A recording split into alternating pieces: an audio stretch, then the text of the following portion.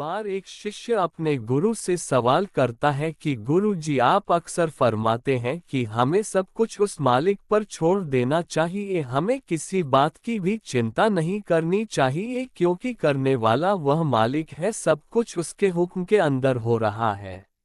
हम तो उसकी कठपुतलियां हैं, लेकिन अगर हम कुछ करेंगे नहीं तो हम रोटी कहाँ से खाएंगे। और यह बात मेरे मन में अक्सर घूमती रहती है कि किसी दिन घर बैठकर देखता हूँ, काम पर नहीं जाता हूँ और फिर देखता हूँ कि वह मालिक मुझे कैसे रोटी देता है, कैसे वह मेरा और मेरे परिवार वालों का पेट भरता है। तो उसकी यह बात सुनकर गुरुजी कहते हैं कि करने वाला तो वह मालिक ही है, हम तो उसकी कठपुतलियां हैं, क्योंकि इस संसार में जो भी होता है उसके हुक्म के अंदर ही होता है, उसके हुक्म के बाहर कुछ भी नहीं है। एक पत्ता भी उसकी मर्जी के बिना नहीं हिल सकता। और वो एक बहुत ही प्यारी कहानी अपने उस शिष्य को सुनाते हैं और सुनाने से पहले थोड़ा सा मुस्कुराते हैं और फिर कहते हैं कि एक बाजीगर था जो अक्सर दूसरों के घरों में जाकर मांगता था ताकि वह भी अपने परिवार का पेट भर सके। तो एक दिन उससे एक फकीर मिले और उस फकीर ने उससे कुछ मालिक की बातें की, उससे मालिक की महिमा के बारे में समझाया। तो वह उस फकीर की बातें सुनकर बहुत प्रभावित हुआ। तो उसके बाद उसने घर घर जाकर मांगना बंद कर दिया और उसने यह मन बना लिया कि आज घर बैठकर ही देखता हूँ कि वह मालिक मुझे कैसे रोटी देता है, और आज ये भी पक्का हो जाएगा कि उसको हमारी फिक्र है भी या नहीं।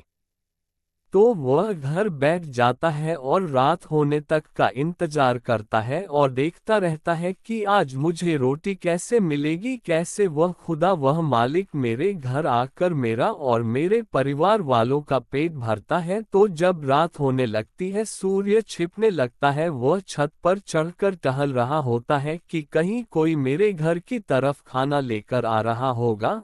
टहलते टहलते वह छत से गिर पड़ता है और जब वह गिर पड़ता है तो उसे बहुत ही गहरी चोट आती है। तो आसपास के लोग उसके घर इकट्ठे हो जाते हैं। तो जब लोग उसके घर इकट्ठे हो जाते हैं और देखते हैं कि आज तो ये कहीं मांगने भी नहीं गया, इसके बच्चे भूखे बैठे हैं, तो कोई अपने घर से खीर ले आता है, कोई अपने घर से पूरियां उसके लिए ले आता है। तो ऐसे ही आसपास के लोग उसके लिए कुछ न कुछ उसके परिवार वालों के लिए ले आते हैं। और यह सब देखकर उस बाजीगर की आंखों से खुशी के आंसू आ जाते हैं और वह मालिक की उस लीला को समझ लेता है कि मालिक ने मुझे छत से क्यों गिराया, क्योंकि वह मुझे समझाना चाहता था कि घर बैठने से तुम्हारा पेट नहीं भरेगा, घर बैठकर तुम अपने परिवार का पालन पोषण नहीं कर सकते, तुम्हें मेहनत करनी होगी। और अगर घर बैठे बैठे ही खाना है तो ऐसी ही चोटें हर रोज खानी पड़ेगी, क्योंकि इस संसार में मुफ्त तो कुछ भी नहीं मिलता, कुछ पाने के लिए कुछ खोना तो पड़ता ही है। तो गुरुजी की ये साखी सुनकर वह शिष्य खिलखिलाकर हंस पड़ता है और उसे गुरुजी का संदेश भी समझ में आ जाता और वह प्रणाम कर घर लौट जाता है।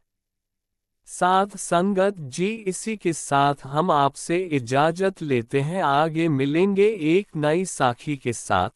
अगर आपको ये साखी अच्छी लगी हो तो इसे और संगत के साथ शेयर जरूर करना, ताकि यह संदेश गुरु के हर प्रेमी सत्संगी के पास पहुंच सके। और अगर आप साखियाँ, सत्संग और रूहानियत से जुड़ी बातें पढ़ना पसंद करते हैं तो आप नीचे को सब्सक्राइब कर लीजिए, ताकि हर नई साखी की नोटिफिकेशन आप तक पहुंच सके।